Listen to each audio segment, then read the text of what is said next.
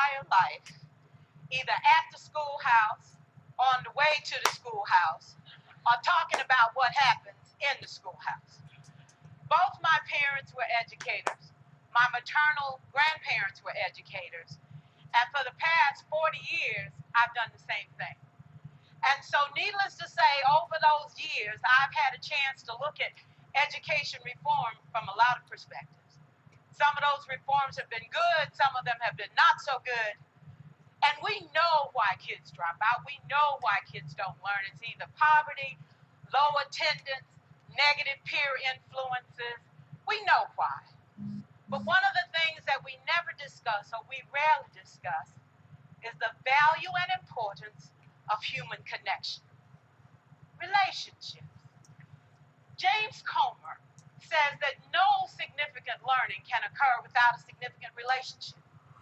George Washington Carver says all learning is understanding relationships.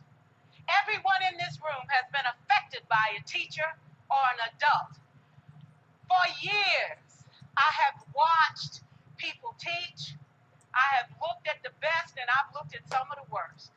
A colleague said to me one time, they don't pay me to like the kids. They pay me to teach a lesson. The kids should learn it.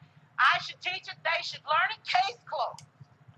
Well, I said to her, you know, kids don't learn from people they don't like.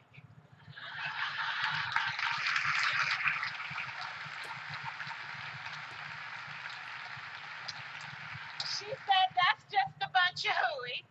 And I said to her, well, your year is going to be long and arduous, dear. Needless to say, it was. Some people think that you can either have it in you to build a relationship or you don't. I think Stephen Covey had the right idea. He said you ought to just throw in a few simple things, like seeking first to understand as opposed to being understood. Simple things like apologize. You ever thought about that? Tell a kid you're sorry, they're in shock. I taught a lesson once on ratios. I'm not real good with math, but I was working on it. And I got back and looked at that teacher edition. I taught the whole lesson wrong.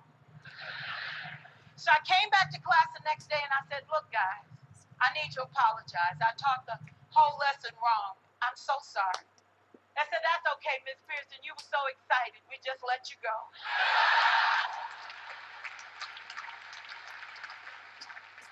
I have had classes that were so low, so academically deficient that I cried.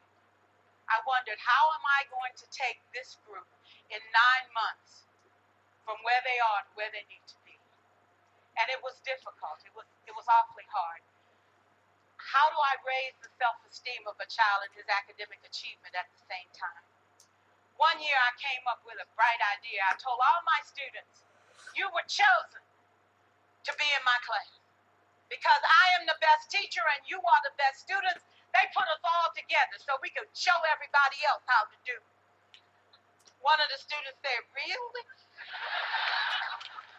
I said, really? We have to show the other classes how to do it. So when we walk down the hall, people will notice us. So you can't make noise. You just have to strut.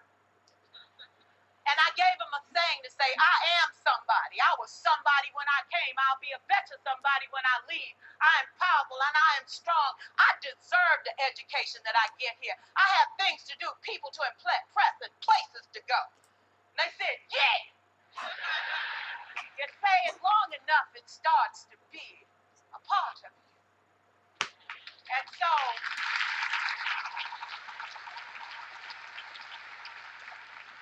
I gave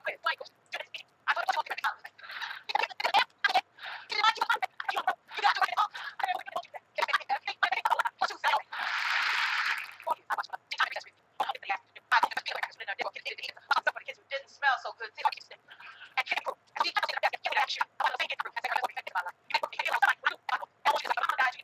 was so many that her funeral. It brought tears to my eyes, not because she was gone, but because she left a legacy of relationships that could never disappear.